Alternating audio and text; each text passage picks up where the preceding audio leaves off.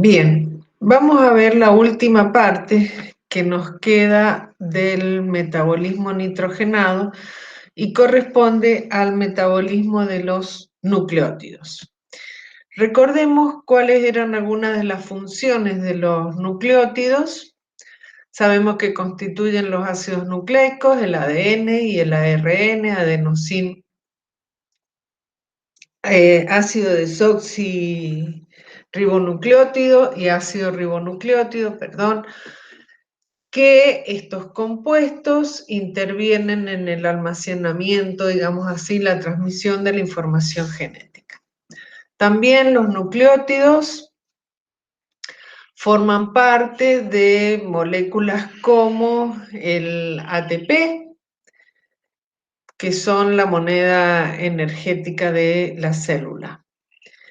También mediadores celulares como AMP cíclico y GMP cíclico, componentes de coenzimas como el NAD, el FAD, la coenzima A, precursores como el GTP, guanidín trifosfato, es precursor de tetrahidrobiopterina, que es un cofactor enzimático, portadores de intermediarios activados, lo vimos en el caso de la síntesis del glucógeno, por ejemplo, la UDP galactosa, UDP glucosa, efectores alostéricos, esas entre algunas funciones. ¿Cómo es la estructura de los nucleótidos? Era la base nitrogenada, más la pentosa, más el grupo fosfato. La base nitrogenada podía ser púrica cuando tenemos los dos ciclos y las bases nitrogenadas, en ese caso, adenina y guanina, o pirimídica, citosina, timina y uracilo. ¿Cómo se degradan los nucleótidos?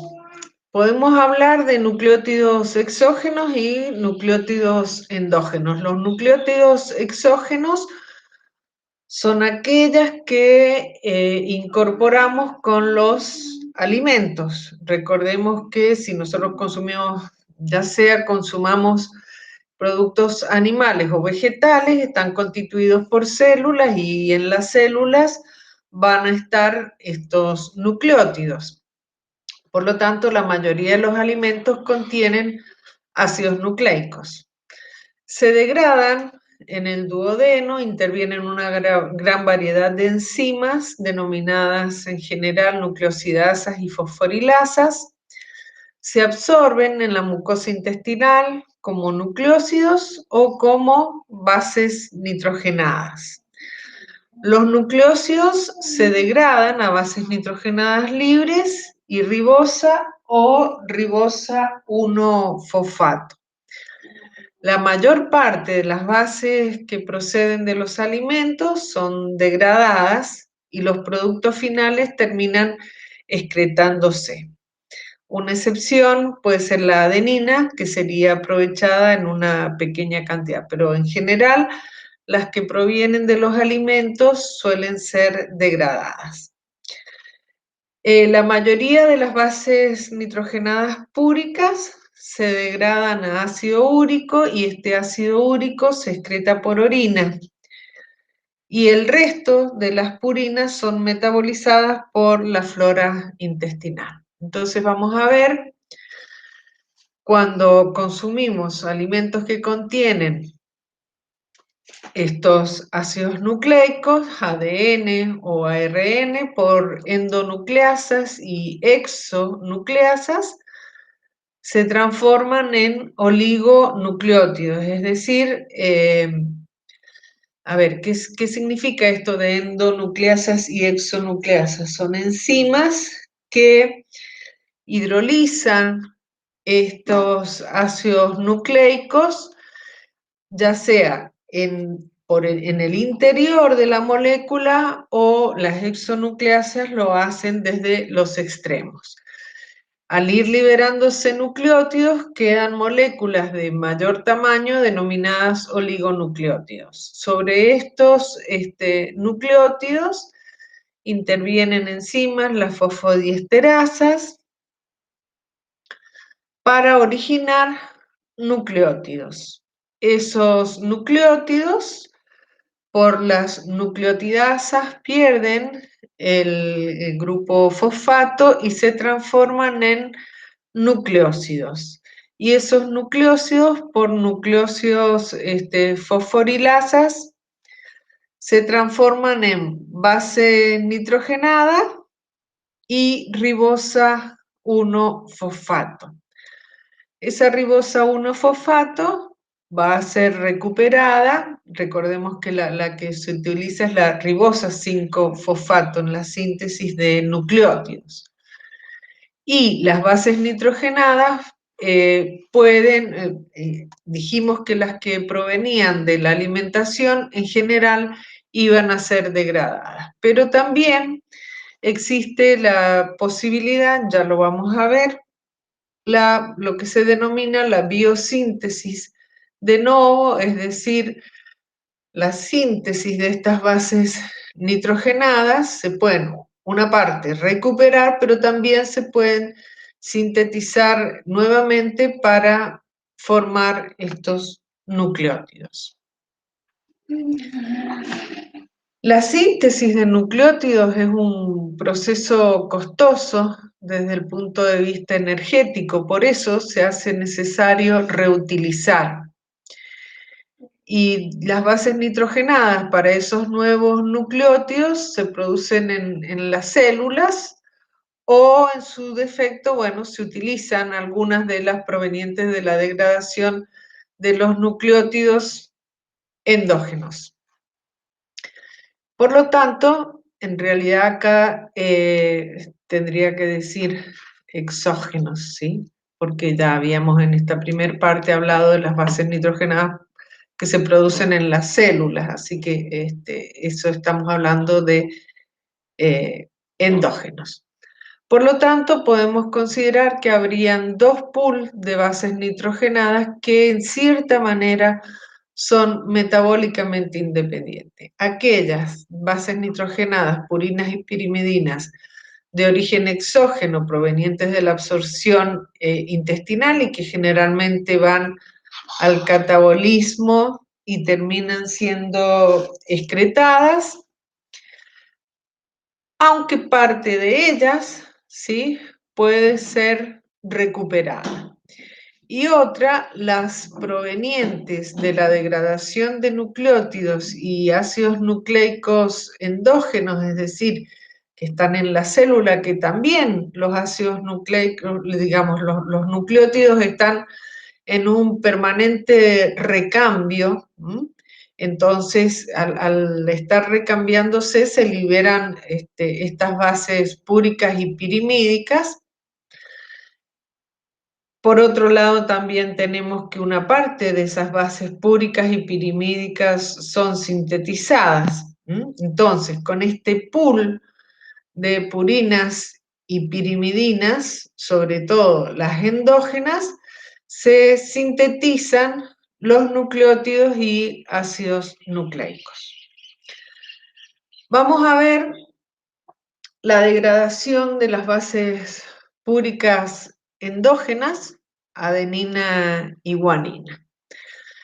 La degradación del ADN y ARN en las células, primero, para poder degradarse las bases púricas, evidentemente tienen que degradarse el ADN y el ARN en las células, y esto ocurre por la acción de nucleasas, produciendo los nucleótidos de adenina y guanina. Luego, estos nucleótidos son hidrolizados por nucleotidasas y fosfatasas de las células, dejando libre los nucleósidos de adenina y de guanina y fosfato. A su vez, luego los nucleósidos son degradados por nucleosidasas, dejando libre la ribosa o la desoxirribosa, adenina y guanina.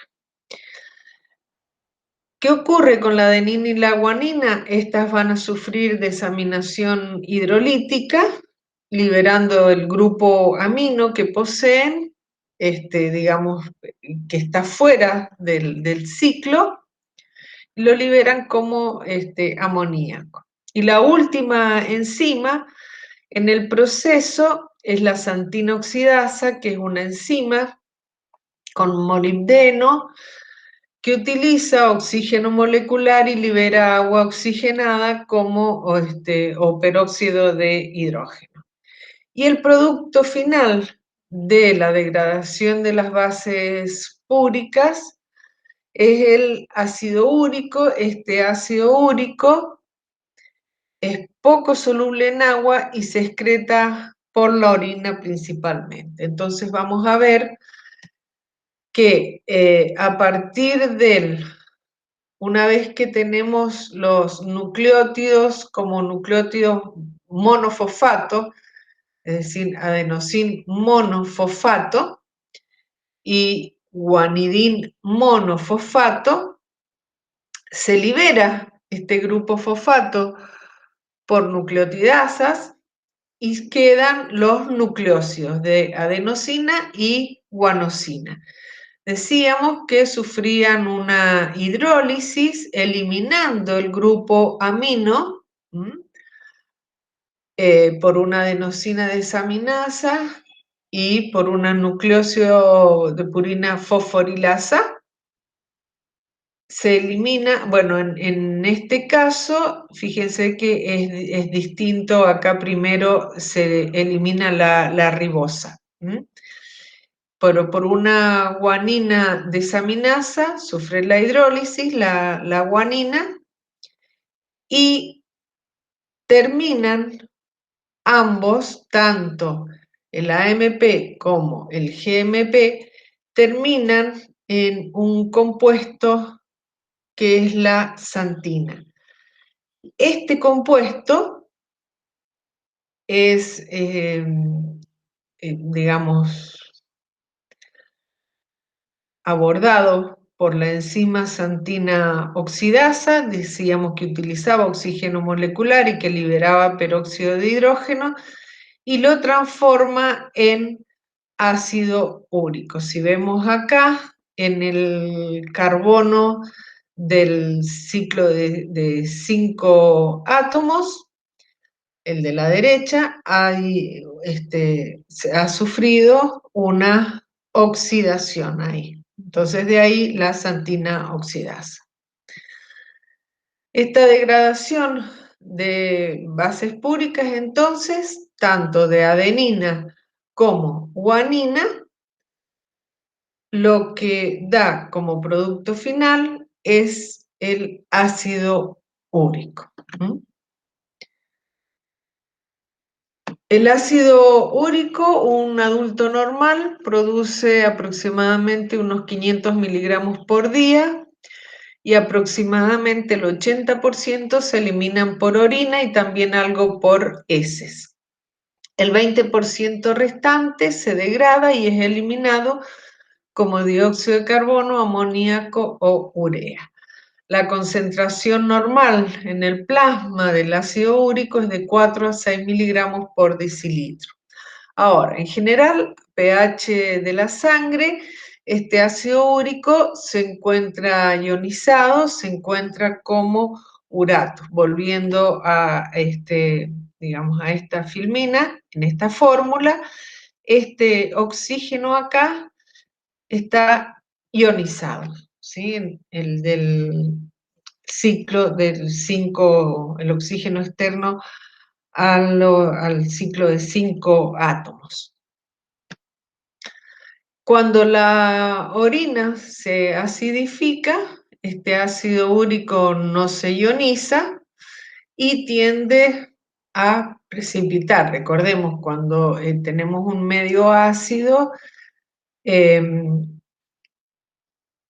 hay una gran cantidad de protones, entonces entonces no se va a ionizar.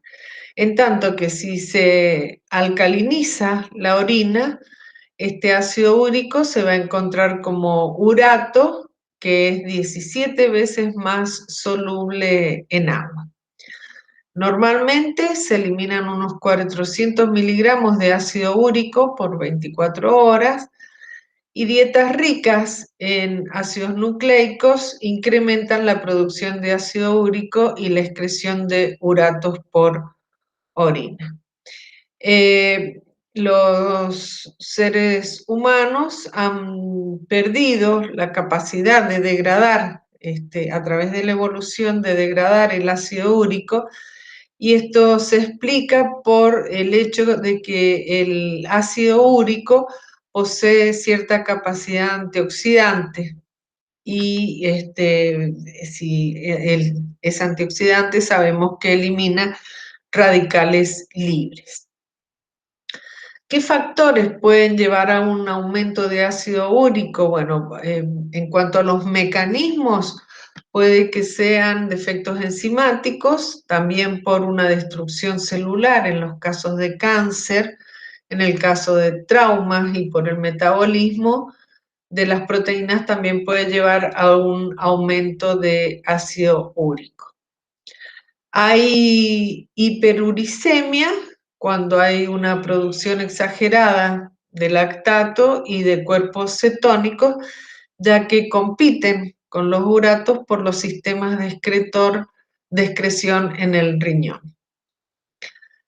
A su vez, el alcohol impide la eliminación del ácido úrico, por lo tanto, la gota, que es una patología en la que se acumula ácido úrico en las articulaciones, ya vamos a ver algo en relación a esto, la gota es más frecuente en los alcohólicos. Tomar café en exceso, una cantidad mayor a 2 tazas, el exceso de grasas saturadas y las purinas, someterse a periodos de ayuno, la falta de ingesta de líquidos y el consumo crónico de aspirinas y diuréticos llevan también, diuréticos del tipo de las tiazidas, llevan a un aumento del ácido úrico. El ácido úrico, dijimos que cuando está en una concentración mayor a la que puede excretar el riñón, se deposita en las articulaciones y puede producir inflamación, pero no tiene en realidad el ácido úrico per se de producir inflamación, sino cuando forma cristales de monourato sódico por sobresaturación. ¿Qué es la gota? Bueno, el plasma puede disolver hasta 7 miligramos por decilitro de urato. Cuando se excede ese nivel, este ácido úrico, estos uratos, tienden a precipitar. En ese caso se encuentra elevado el ácido úrico en la sangre, produciendo hiperuricemia, y en la orina también se encuentra elevado, conociéndose esto como uricosuria. A su vez, la precipitación de los uratos atrae al área afectada neutrófilos que fagocitan los cristales de ácido úrico e inician un proceso inflamatorio. También aumenta la producción de lactato, que disminuye el pH y acentúa la precipitación de los uratos. Y esto lleva a la formación de los tofos. ¿Qué son los tofos? Son nódulos que están constituidos por la zona de inflamación que rodea a los cristales de ácido úrico. Se afectan principalmente las articulaciones interfalángicas y del metatarso, produciendo una artritis que causa ataques repentinos, dolores severos, inflamación, enrojecimiento, calor e hipersensibilidad en las articulaciones. Y puede ocurrir en los pies, tobillos, rodillas, manos, muñecas. También puede precipitar en los cartílagos, por ejemplo, en el pabellón de la oreja. Y además producir urolitiasis. ¿Cómo se, digamos, trata este exceso de ácido úrico? Acá tenemos un ejemplo de un inhibidor competitivo. Acá volvemos a la unidad 2. El alopurinol es un compuesto que por su parecido estructural con la hiposantina, eh, actúa como si fuese un inhibidor suicida o inhibidor competitivo en la de la santina oxidasa. El alopurinol es uno de los fármacos que se utilizan para disminuir los niveles del ácido úrico. Entonces la enzima se bloquea, disminuye la producción de santina y por lo tanto la producción de ácido úrico. Se acumula, como hiposantina no puede pasar a santina y la santina no puede pasar a ácido úrico porque la santina oxidasa actúa a los dos niveles, entonces se acumula hiposantina, que esta es más soluble y con menos posibilidad de precipitar. Vamos a ver cómo ocurre, entonces, cuáles son. Ya vimos que dentro de lo que son las bases púricas, el producto final del catabolismo es el ácido úrico. Vamos a ver cuáles son los productos de degradación de las bases pirimídicas. Estos productos en general no causan patologías, son productos solubles en agua, y la sobreproducción de estos catabolitos rara vez se acompaña de anormalidades clínicas. La citosina y el uracilo se degradan a beta-alanina, produciendo también amoníaco y dióxido de carbono. En tanto, la timina se degrada a beta-hidroxibutirato, amoníaco y dióxido de carbono. El beta-hidroxibutirato eventualmente puede convertirse en succinilcoenzima A, que es un intermediario del ciclo de Krebs. El beta-hidroxibutirato aumenta cuando se produce una degradación exagerada de ADN. Esto ocurre en los casos de, por ejemplo, de la leucemia o de tratamientos con rayos X.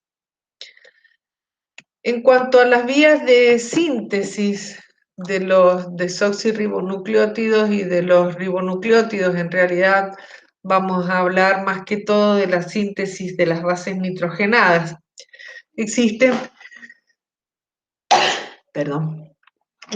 dos vías complementarias, las rutas de salvamento o recuperación, dijimos, y la síntesis de novo.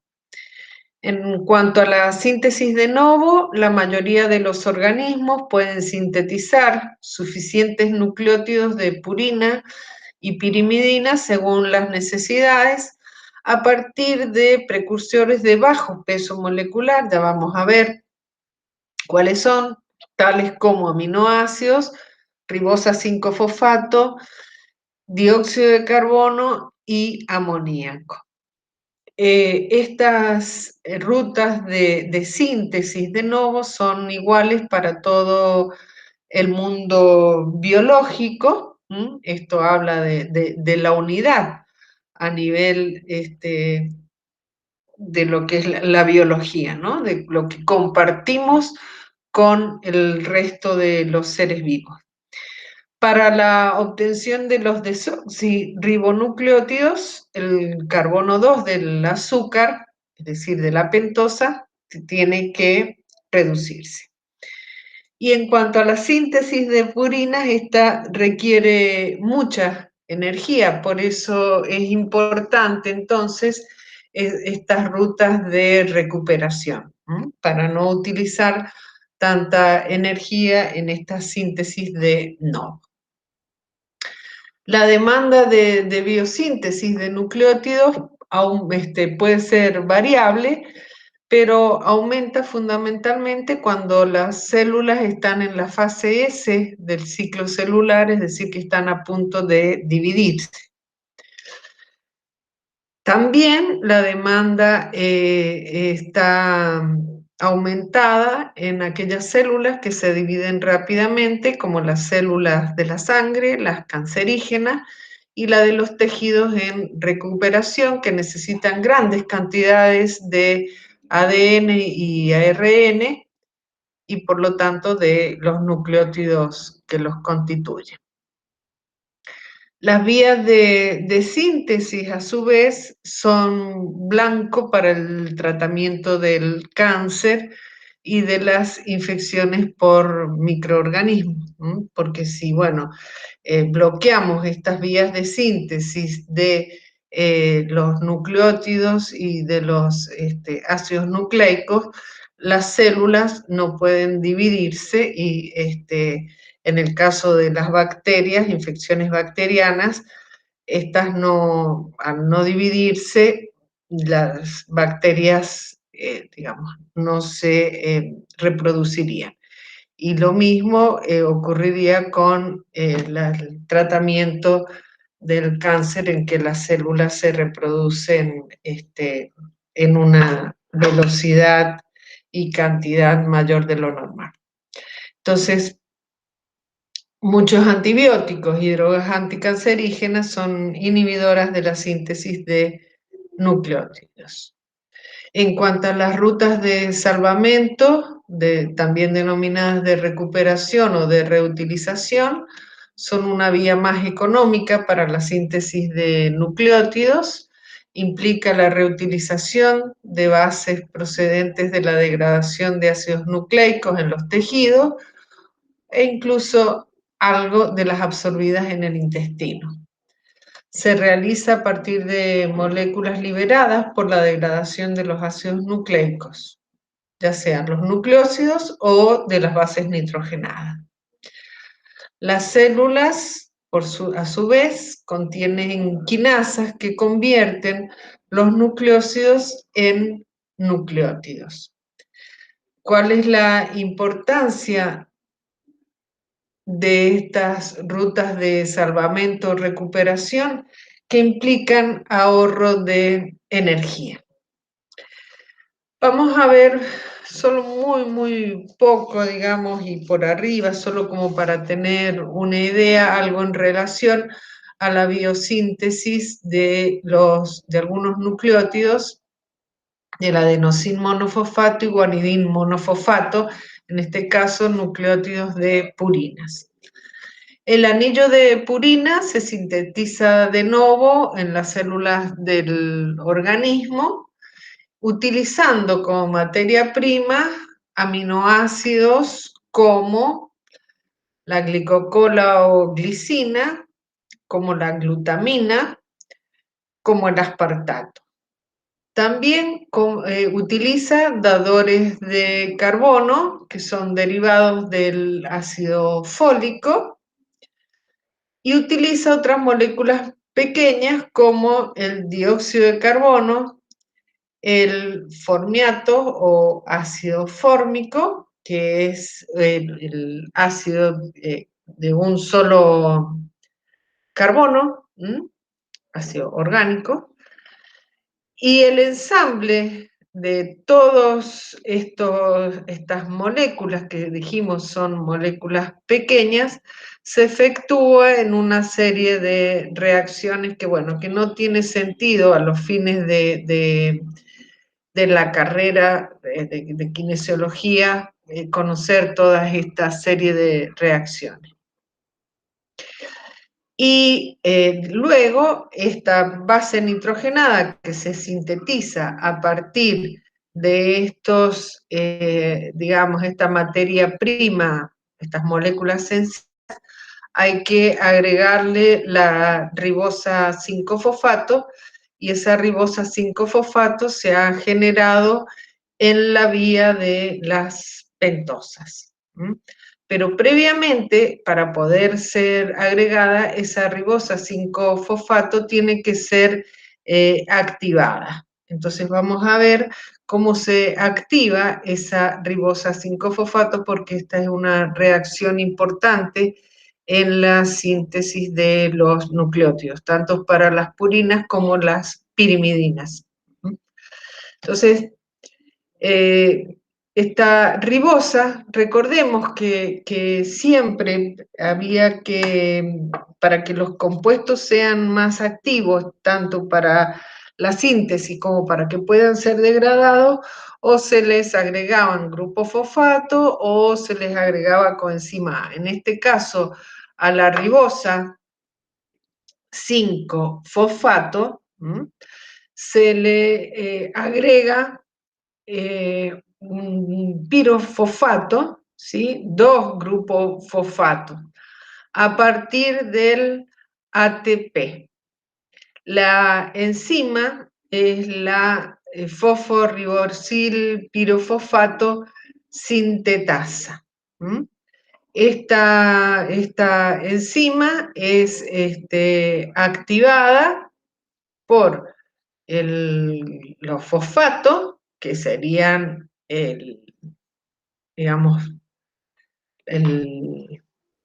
la materia prima o el sustrato, y a su vez es inhibida esta enzima por los nucleótidos de purina y pirimidina, que serían los productos finales ya de la síntesis de nucleótidos. Por lo tanto, tiene una regulación por retroalimentación. Entonces, sobre esta ribosa que está activada es que se va a construir la purina, se va a agregar, digamos, se va a ir construyendo esa base nitrogenada que dijimos que se sintetizaba a partir de moléculas sencillas.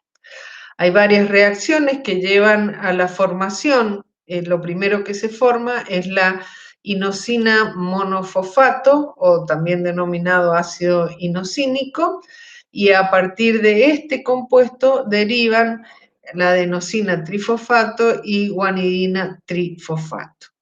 La síntesis del inosina monofosfato requiere de 5 moléculas de ATP, vemos que se necesita bastante energía, 2 moléculas de glutamina, una molécula de glicina o glicocola, un aspartato, un dióxido de carbono y 2 grupos formiato, que vimos que eran todas esas moléculas pequeñas que vimos en la filmina anterior. Por lo tanto, son importantes las rutas de recuperación, ¿sí? O vías de reciclaje. Entonces vamos a ver algo en relación a la vía de reciclaje o recuperación de las purinas. Dijimos que era una vía alternativa para recuperar nucleótidos a partir de bases preformadas, es decir, de purinas o en este caso de purina. Estas provienen de la degradación de los ácidos nucleicos en los tejidos. Para esta recuperación o este salvataje se necesitan 2 enzimas, la adenina fosforibosiltransferasa, que sus sustratos son adenina, y el fosforibosil pirofosfato. Y el producto es el AMP. Entonces, vemos cómo podemos, a partir de adenina, que provenía de la degradación de los ácidos nucleicos y la degradación de los nucleótidos, esta base nitrogenada, con la incorporación del fosforibosil pirofosfato, dijimos que este era el azúcar o la ribosa activada, se forma en presencia de la adenina fosforibosiltransferasa, el AMP y el pirofosfato. Otra enzima importante es la hiposantina guanina fosforibosiltransferasa, que utiliza hiposantina o guanina más el fosforibosil pirofosfato para formar los nucleótidos inositol monofosfato y guanidina monofosfato. Entonces, estas dos enzimas son importantes en la vía de salvataje o de recuperación de estas bases nitrogenadas para la posterior síntesis de los ácidos nucleicos. En cuanto a la biosíntesis de las pirimidinas, de la síntesis de novo, el núcleo también se forma a partir de precursores que están disponibles en la célula y de moléculas de bajo peso molecular, como el bicarbonato y aminoácidos como el aspartato y la glutamina. En este caso se forma primero el anillo de pirimidina y luego se añade el azúcar. En el caso anterior, primero se formaba el fosforribosil pirofosfato y sobre este se construía la base nitrogenada. En esta es la inversa. La síntesis conduce a la formación de uridina 5-monofosfato y a partir de ese se forma citidina trifosfato, timidina trifosfato y timina y uracilo, perdón, acá me equivoqué, y uracilo trifosfato. La síntesis comienza con la formación de un compuesto que es el carbamoil fosfato. Recordemos algo de esto, dijimos cuando vimos el ciclo de la urea, de la carbamoil fosfato sintetasa, que había dos isoenzimas, la 1 que intervenía en el ciclo de la urea y en este caso la 2. Bueno, la 1 es mitocondrial, en este caso la 2 que es citosólica. Esta carbamoil fosfato sintetasa lo que hace es, digamos, une la glutamina con el dióxido de carbono aportado por este bicarbonato para dar comienzo a la síntesis del núcleo de pirimidina. Luego se adiciona el aspartato y eso es una etapa clave en la síntesis y es catalizado por la enzima aspartato carbamoil transferasa, formando un compuesto denominado carbamoil aspartato y este es así transformado en lo que sería el anillo inicial de pirimidina, que es el ácido orótico. A este ácido orótico es el que se une el fosforribosil pirofosfato. Luego, este compuesto, el compuesto formado, se descarboxila y forma uridín monofosfato, el que a su vez origina uridín trifosfato, citidín trifosfato y timidín trifosfato. En cuanto a la regulación de la síntesis de pirimidina, es regulada mediante mecanismos de retroinhibición también, de tipo alostérica, y la formación de los nucleótidos hace entonces que aumente la concentración en la célula y provoca una disminución de la actividad de las enzimas reguladoras que están situadas al inicio. La carbamoil fosfato sintetasa, que es inactivada por el UTP, que es uno de los productos finales, y a su vez es activada por el fosforribosil pirofosfato, que en este caso no es sustrato porque dijimos que este se añadía al final.